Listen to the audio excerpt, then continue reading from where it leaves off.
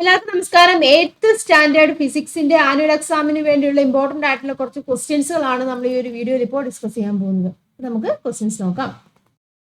First question എന്താണ് കൊടുത്തിരിക്കുന്നത്? ഒരു റേ ഡയഗ്രം ഇവിടെ കൊടുത്തിട്ടുണ്ട്. മിററിന്റെ കേസിൽ ഏത് മിററാണ്? കോൺകേവ് മിററാണ്. റേ ഡയഗ്രം കൊടുത്തിട്ടുണ്ട്. അപ്പൊ അതുമായിട്ട് ബന്ധപ്പെട്ട ക്വസ്റ്റ്യൻസ് കൊടുത്തിട്ടുണ്ട്, നോക്കാം. What is the height of the image given in the figure? ഇവിടെ ഒബ്ജക്റ്റ് തന്നിട്ടുണ്ട്. OB ആണ് ഒബ്ജക്റ്റ്, ഇതാണ് ഒബ്ജക്റ്റ് എന്ന് പറഞ്ഞിരിക്കുന്നത്. IM ആണ് ഇമേജ്. ആദ്യത്തെ ക്വസ്റ്റ്യൻ എന്താണ്? What is the height of the image given in the figure? ഫിഗറിലെ ഇമേജിന്റെ ഹൈറ്റ് ഇത് എത്രയാണ് തന്നിട്ടുണ്ട്? എത്രയാണ്? 5 സെന്റിമീറ്റർ ആണ് അല്ലെ? 5 സെന്റിമീറ്റർ. പക്ഷെ ഇവിടെ ഓർക്കേണ്ട ഒരു കാര്യം എങ്ങനെയാണ്? നമ്മുടെ സൈൻ കൺവെൻഷൻ റൂൾ അവിടെ അപ്ലൈ ചെയ്യേണ്ടതായിട്ടുണ്ട്. ഇമേജ് എങ്ങനെയാണ്? എക്സ് ആക്സിസിന് എങ്ങനെയാണ്? താഴെ ഭാഗത്താണ് വരുന്നത്. അപ്പൊ എങ്ങനെ വരും വാല്യൂ? -5 വരും കേട്ടോ. -5 സെന്റിമീറ്റർ. ഇനി what are the nature of the image formed here? ഇവിടെ ഉണ്ടായിട്ടുള്ള ഇമേജ് ഇല്ലേ, ആ ഇമേജിന്റെ നേച്ചർ എങ്ങനെയാണെന്നാണ് ചോദ്യം. ഇമേജ് എങ്ങനെയാണ്? നേച്ചർ നമുക്ക് എങ്ങനെ പറയാം? താഴെ ഭാഗത്ത് അത് ഇൻവേർട്ടഡ് ആണ് അല്ലെ? ഇൻവേർട്ടഡ് ആണ്. ഇത് ഏതാണ്? ഇത് നമ്മുടെ കോൺകേവ് മിറർ ആണ്. അതുകൊണ്ട് എങ്ങനെയാണ്? റിയലും ആണ് അല്ലെ? റിയൽ ഇമേജ് ആണ്. റിയൽ ആൻഡ് ഇൻവേർട്ടഡ് എന്ന് പറയാം ഇല്ലേ? Real and inverted, nature of the image. ഇനി അടുത്ത എന്താണ് ചോദിച്ചിരിക്കുന്നത്? In the above figure, if the object is replaced by another object of height 4 centimeter, ഇവിടെ ഒബ്ജക്റ്റ് ഏതാണ്? 2 സെന്റിമീറ്റർ ആണല്ലേ? ഈ ഒബ്ജക്റ്റിനെ മാറ്റി വെച്ച് ഒരു 4 സെന്റിമീറ്റർ ഹൈറ്റ് ഉള്ള ഒരു ഒബ്ജക്റ്റിനെ വെച്ചു. What would be the height of the image formed? അവിടെ ഉണ്ടാകുന്ന ഇമേജിന്റെ ഹൈറ്റ് ആണ് കണ്ടുപിടിക്കേണ്ടത്. മനസ്സിലാകുന്നല്ലോ? അതായത് ഒബ്ജക്റ്റിന്റെ ഹൈറ്റ് HO എന്ന് പറഞ്ഞിരിക്കുന്നത് എത്രയാണ്? 4 സെന്റിമീറ്റർ ആണ്. അപ്പൊ നമുക്ക് HI ആണ് കണ്ടുപിടിക്കേണ്ടത്. അപ്പൊ നമുക്ക് എങ്ങനെ കണ്ടുപിടിക്കാം?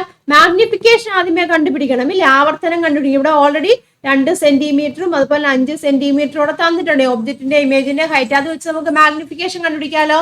മാഗ്നിഫിക്കേഷൻ M = HI/HO ആണെന്ന് അറിയാം. അപ്പൊ HI എന്ന് പറഞ്ഞാൽ ഇവിടെ ഓൾറെഡി നമുക്കറിയാം എത്രയാണ്? -5 ആണ്. HI എന്ന് പറഞ്ഞിരിക്കുന്നത്. HO എന്ന് പറഞ്ഞാൽ 2 ആണ്. അതായത് എത്ര വരും? ദാറ്റ് ഈസ് ഈക്വൽ ടു 2.5 -2.5 ആണ് മാഗ്നിഫിക്കേഷൻ വരുന്നത്. അപ്പം ആ മാഗ്നിഫിക്കേഷൻ വെച്ച് തന്നെ നമുക്ക് എങ്ങനെയാണ് അടുത്തൊരു ഒബ്ജക്റ്റ് വെച്ചിട്ടുണ്ട്. മാഗ്നിഫിക്കേഷൻ വ്യത്യാസം ഒന്നും വരുമല്ലോ ഇല്ലേ? അപ്പൊ ഒബ്ജക്റ്റിന്റെ ഹൈറ്റിന് മാത്രമാണ് വ്യത്യാസം വരുന്നത്. അപ്പൊ അത് വെച്ചിട്ട് നമുക്ക് കണ്ടുപിടിക്കാം ഇല്ലേ? അപ്പൊ മാഗ്നിഫിക്കേഷൻ പറയുമ്പോൾ M = HI/HO ആണ്. നമുക്ക് ഇവിടെ എങ്ങനെയാണ്? HI ആണ് കണ്ടുപിടിക്കേണ്ടത്. അപ്പൊ M × HO എന്ന് എടുക്കാം. മാഗ്നിഫിക്കേഷന്റെ വാല്യൂ -2.5 ആണ് വരുന്നത്. ഹൈറ്റ് ഓഫ് ദ ഒബ്ജക്റ്റ് ഇവിടെ എത്രയാണ്? 4 സെന്റിമീറ്റർ ഇല്ലേ? 4 സെന്റിമീറ്റർ ആണ് വരുന്നത്. × 4 എന്ന് വരും. ദാറ്റ് ഈസ് ഈക്വൽ ടു എത്രയാണ് വരുന്നത്? -10 എന്ന് വരും. -10 സെന്റിമീറ്റർ ആണ് ഹൈറ്റ് ഓഫ് ദി ഇമേജ് എന്ന് പറഞ്ഞു. അതായത് 4 സെന്റിമീറ്റർ ഹൈറ്റ് ഉള്ള ഒബ്ജക്റ്റ് വെക്കുമ്പോൾ ഇമേജിന്റെ ഹൈറ്റ് എത്രയാണ് വന്നത്? -10 സെന്റിമീറ്റർ വരും. ഇൻവേർട്ടഡ് ആയിട്ടുള്ള ഇമേജ്. നെക്സ്റ്റ് ക്വസ്റ്റ്യൻ നോക്കുക. Classify the following statement with respect to concave mirror and convex mirror. കോൺകേവും കോൺവെക്സും ആയിട്ട് ടാബ്ലേറ്റ് ചെയ്യാനാണ് പറഞ്ഞിരിക്കുന്നത് കേട്ടോ. ഞാൻ നോക്കുക. Used as a makeup mirror. Makeup mirror ആയിട്ട് ഉപയോഗിക്കുന്ന ഏതാണ്? കോൺകേവ് ആണ് അല്ലെ? മേക്കപ്പ് മിറർ ആയിട്ട് ഉപയോഗിക്കുന്നത് കോൺകേവ് ആണ്. Used as A shaving mirror. Shaving mirror ആയിട്ട് ഉപയോഗിക്കുന്നത് ഏതാണ്? അതും കോൺകേവ് മിറർ ആണ് അല്ലെ? ഷേവിംഗ് മിറർ കോൺകേവ് മിറർ ആണ്. അടുത്ത നോക്കിയാൽ used as a rear view mirror in vehicles. Rear view mirror ഏതാണ് ഉപയോഗിക്കുന്നത്? കോൺവെക്സ് ആണ്. ഇനി used as a reflectors in street light. Street lighters reflectors അതും കോൺവെക്സ് ആണ് കേട്ടോ. Used in solar concentrations. Solar energy അല്ലെങ്കിൽ സോളാർ ഫർണസിലൊക്കെ ഉപയോഗിക്കുന്ന ഏതാണ്? കോൺകേവ് ആണ്. പിന്നെ placed on the side of curved roads. Curved റോഡൊക്കെ ഇല്ല, വളഞ്ഞ റോഡിന്റെ ഒക്കെ സൈഡിലൊക്കെ വെച്ചിട്ടുണ്ട് മിറർ. അതേതാണ്? കോൺവെക്സ് ആണ് കേട്ടോ. കോൺവെക്സ് ആണ്. അപ്പം ഓരോരോ കോളത്തിലും അതിൻ്റെതായിട്ടുള്ള ടാബ്ലേറ്റ് ചെയ്ത് എഴുതാനാണ് പറഞ്ഞിരിക്കുന്നത് കേട്ടോ. അതാ നോക്കുക. കോൺകേവിലാണെങ്കിൽ makeup mirror, shaving mirror, solar concentration. കോൺവെക്സിൽ റിയർ വ്യൂ മിറർ, അതുപോലെ തന്നെ റിഫ്ലക്ടേഴ്സ്, പിന്നെ എന്താണ് കർവ്ഡ് റോഡിന്റെ സൈഡിലൊക്കെ വെക്കുന്നത് കോൺവെക്സ് മിററാണ്. അടുത്ത question. The device which can store or retain electric charge is called capacitor. What do you mean by capacitance? കേട്ടോ. capacitance എന്ന് പറഞ്ഞാൽ എന്താണ്? capacitance എന്ന് പറഞ്ഞാൽ എന്താണ്? എബിലിറ്റി ഓഫ് എ കപ്പാസിറ്റർ ആണല്ലേ? കപ്പാസിറ്ററിന്റെ ഒരു എബിലിറ്റി ആണ്. എന്താണ്? ഇലക്ട്രിക് ചാർജിനെ സ്റ്റോർ ചെയ്യാനുള്ള ആ എബിലിറ്റിക്ക് പറയുന്ന പേരാണ് capacitance. What is the unit of capacitance? കപ്പാസിറ്റൻസിന്റെ യൂണിറ്റ് ഫാരഡ് ആണ്. What are dielectrics? Give example. Dielectrics എന്ന് പറഞ്ഞാൽ എന്താണ്? ആ കപ്പാസിറ്ററിന്റെ സ്റ്റോറിംഗ് കപ്പാസിറ്റി ഇൻക്രീസ് ചെയ്യാൻ വേണ്ടി അതിലേക്ക് നമ്മൾ എന്താണ് കുറച്ച് സംഭവം ഇൻസുലേറ്റേഴ്സ് ആഡ് ചെയ്യും. അപ്പം അതിനെ പറയുന്ന പേരാണ് ഡൈഇലക്ട്രിക്സ് എന്ന് പറയും. എക്സാമ്പിൾ പേപ്പർ, പോളിസ്റ്റർ എന്താണ്, അല്ലെങ്കിൽ എയർ ഒക്കെ എന്താണ് ഡൈഇലക്ട്രിക്സിന് എക്സാമ്പിൾ ആണ് കേട്ടോ. ആൻസർ കൊടുത്തിട്ടുണ്ട്. എന്താണ് capacitance? The ability of a capacitor to store electric charge is known as capacitance. Unit farad ആണ്. പിന്നെ എന്താണ്? In order to increase the ability of storing electricity in a capacitor with plates of fixed area suitable insulators are used between the plates. ആ പ്ലേറ്റ്സിന്റെ ഇടയിൽ അനുയോജ്യമായിട്ടുള്ള insulators ഇല്ലേ ഉപയോഗിക്കാറുണ്ട്. അതിനെ പറയുന്ന പേരാണ് ഡൈഇലക്ട്രിക്സ് എന്ന് പറയും കേട്ടോ. എക്സാമ്പിൾ പേപ്പർ, അതുപോലെ തന്നെ എയർ ഉണ്ട്, പോളിസ്റ്റർ ഒക്കെ ഡൈഇലക്ട്രിക്സിന് എക്സാമ്പിൾ ആണ്. Next question, by rubbing some objects are electrified. നമ്മൾ റബ്ബ് ചെയ്യുമ്പോൾ ഒബ്ജക്ട്സ് നമുക്കറിയാം ഇലക്ട്രിഫൈഡ് ആവുന്നത് നമുക്കറിയാം അല്ലേ. Static electric charge is not formed on metals. Why? മെറ്റൽസിൽ സ്റ്റാറ്റിക് സ്ഥിതവൈദ്യുതി എന്താണ് ഫോം ചെയ്യുന്നില്ല. റീസൺ എന്താണ്? മെറ്റൽസിന് നമുക്കറിയാം നമ്മൾ റബ്ബ് ചെയ്യും അങ്ങനെ ചെയ്യുമ്പോൾ എന്ത് സംഭവിക്കും? മെറ്റൽസിന്റെ കേസിൽ എന്താണ്? ചാർജ് സ്പ്രെഡ് ആവും ഇല്ലേ, മറ്റു പാർട്സുകളിലേക്കൊക്കെ സ്പ്രെഡ് ആയി പോകും. അതുകൊണ്ട് സ്റ്റാറ്റിക് ഇലക്ട്രിസിറ്റി കേട്ടോ, സ്റ്റാറ്റിക് ഇലക്ട്രിസിറ്റി എന്താണ് മെറ്റൽസിൽ ഫോം ചെയ്യുന്നില്ല. മനസ്സിലായല്ലോ? ഇനി which are the properties or peculiarities of electric charge? Electric ചാർജസിന്റെ പ്രോപ്പർട്ടീസ്. അൺലൈക്ക് ചാർജസ് അട്രാക്ട് ചെയ്യും ഇല്ല, ലൈക്ക് ചാർജസ് റിപ്പൽ ചെയ്യുകയാണ് ചെയ്യുന്നത്. പിന്നെ എന്താണ്? ചാർജർ ബോഡി അൺചാർജഡ് ബോഡീസിനെ അട്രാക്ട് ചെയ്യും. അടുത്ത unit of electric charge coulomb കേട്ടോ, കൂളോം. ആൻസർ കൊടുത്തിട്ടുണ്ട് കേട്ടോ. ആദ്യത്തെ കൊടുത്തിട്ടുണ്ട് എ ആണ് കേട്ടോ, ഇത് എ ആണ്, എ ബി സി ആണ് കേട്ടോ. എയുടെ ആൻസർ ആണ്. സ്റ്റാറ്റിക് ചാർജ് മെറ്റൽസിൽ ഫോം ചെയ്യുന്നില്ല എന്ന് തന്നെ കേട്ടോ.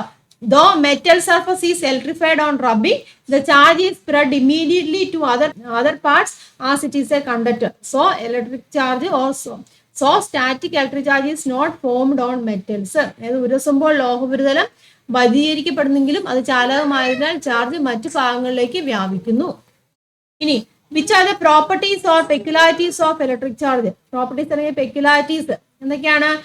ചാർജർ ബോഡീസ് അട്രാക്ട്സ് അൺചാർജഡ് ബോഡീസ്, അതുപോലെ തന്നെ അൺലൈക്ക് ചാർജസ് അട്രാക്ട് ചെയ്യും, ലൈക്ക് ചാർജസ് എങ്ങനെയാണ് റിപ്പൽ ചെയ്യും.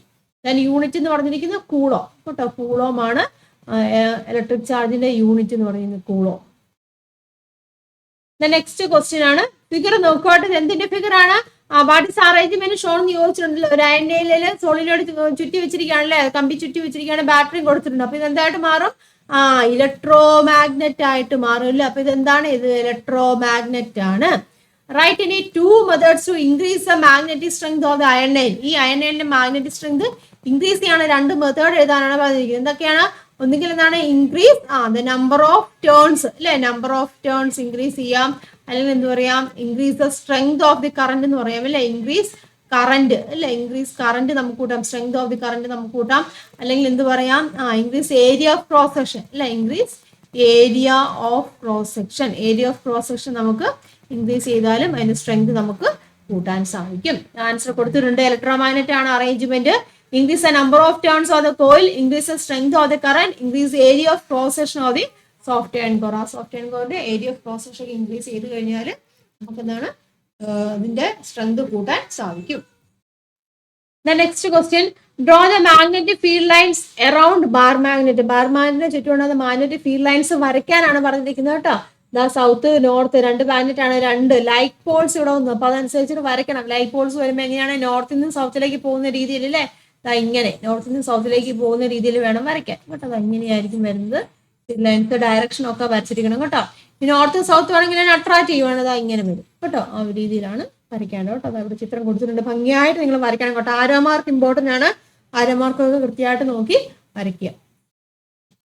Next question, observe the following figures. ഇവിടെ ഫിഗേഴ്സ് കൊടുത്തിട്ടുണ്ട്. ഫിഗർ 1 ഹെന്നിന്റെ ആണല്ലേ, ഹെന്നിന്റെ കാല് കൂടെ കൊടുത്തിട്ടുണ്ട്. ഹെന്ന് ചെളിയിലാണ്.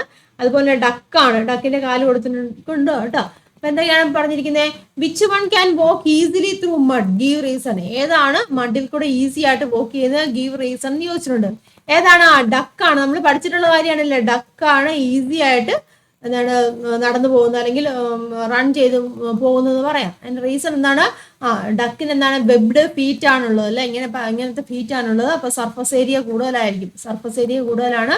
അപ്പൊ എങ്ങനെയായിരിക്കും? പ്രഷർ അവിടെ കുറവായിരിക്കും ഇല്ലേ, അപ്പൊ ലെസ് പ്രഷർ ആയിരിക്കും. അപ്പൊ ഈസി ആയിട്ട് വോക്ക് ചെയ്യാൻ സാധിക്കും. നമ്മൾ പഠിച്ച കാര്യമാണ് ഇവിടെ കൊടുത്തിട്ടുണ്ട് കേട്ടോ. Duck can easily walk through mud. എന്താണ് റീസൺ? എന്താണ്? Duck has webbed feet, so the surface area of its feet is more than that of hen and the pressure experienced in mud will be less. That is the reason. Next question, Calculate the pressure exerted by an iron box of weight 25 Newton and base area 0.02 meter square when it is placed on a surface. ഒരു സർഫസിൽ ഒരു iron box ഇരിക്കുകയാണ്, അതിന്റെ wait 25 newton ആണ്, അതിന്റെ base area എന്ന് പറഞ്ഞാൽ 0.02 metre square ആണ്. അപ്പൊ പ്രഷർ എന്തുമാത്രം എക്സേർട്ട് ചെയ്യുന്നു എന്നാണ് നമുക്ക് കണ്ടുപിടിക്കാനുള്ളത് അല്ലെ. അപ്പം ഏരിയ തന്നിട്ടുണ്ട്, തന്നിരിക്കുന്ന കാര്യങ്ങൾ എടുത്തെഴുതണം കേട്ടോ. ബേസ് ഏരിയ തന്നിട്ടുണ്ട്, എത്രയാണ്? 0.02 മീറ്റർ സ്ക്വയർ ആണ്. അതുപോലെ തന്നെ എന്താണ് അതിന്റെ അതുപോലെ തന്നെ എന്താണ് വെയിറ്റ് തന്നിട്ടുണ്ട്. വെയിറ്റ് എന്ന് വെച്ചാൽ ഫോഴ്സ് തന്നെയാണ് കേട്ടോ. വെയിറ്റ് എന്ന് വെച്ചാൽ ഫോഴ്സ് തന്നെയാണ്. That is F is equal to 25 newton നമുക്കറിയാം. അപ്പൊ പ്രഷർ ആണ് നമുക്ക് കണ്ടുപിടിക്കേണ്ടത് അല്ലെ. പ്രഷർ ആണ് കണ്ടുപിടിക്കേണ്ടത്. പ്രഷർ കാണാൻ ഇക്വേഷൻ ഏതാണ്? P ഈസ് ഈക്വൽ ടു ഏതാണ് വരുന്നത്? F/A എന്നാണ് നമ്മുടെ ഇക്വേഷൻ. സബ്സ്റ്റിറ്റ്യൂട്ട് ചെയ്യുക. F 25 ആണ്, ഏരിയ 0.02 ആണ്. അപ്പൊ എത്ര വരും? ദാറ്റ് ഈസ് ഈക്വൽ ടു നമ്മളൊരു 100 കൊണ്ട് മൾട്ടിപ്ലൈ ചെയ്യാൻ താഴെ മേളുള്ളൂ അല്ലെ. അപ്പം 0.02 ഇൻറ്റു 100 എന്ന് വരും. That is equal to 2500 divide by 2 എന്ന് വരും അല്ലെ. അപ്പൊ ആൻസർ എത്രയാണ്? 1250 വരും കേട്ടോ. അത്രോ newton per metre square pressure ആണ് കേട്ടോ. Pressure P is equal to 1250 newton per metre square എന്ന് എഴുതാം, അല്ലെങ്കിൽ നമുക്ക് എന്ത് എഴുതാം? പാസ്കൽ എന്ന് എഴുതാം. അടുത്ത ക്വസ്റ്റ്യൻ നോക്കുക. A container is filled with water are shown in the given figure. ഒരു ഫിഗറിൽ കൊടുത്തിട്ടുണ്ട്, കണ്ടെയ്നറിൽ വാട്ടർ വെച്ചിട്ടുണ്ട് കേട്ടോ. Which of the following statement is correct about pressure of water. വാട്ടറിന്റെ പ്രഷറുമായിട്ട് ബന്ധപ്പെട്ട് കറക്റ്റ് സ്റ്റേറ്റ്മെന്റ് ഏതാണെന്നാണ് ചോദിച്ചിരിക്കുന്നത് കേട്ടോ.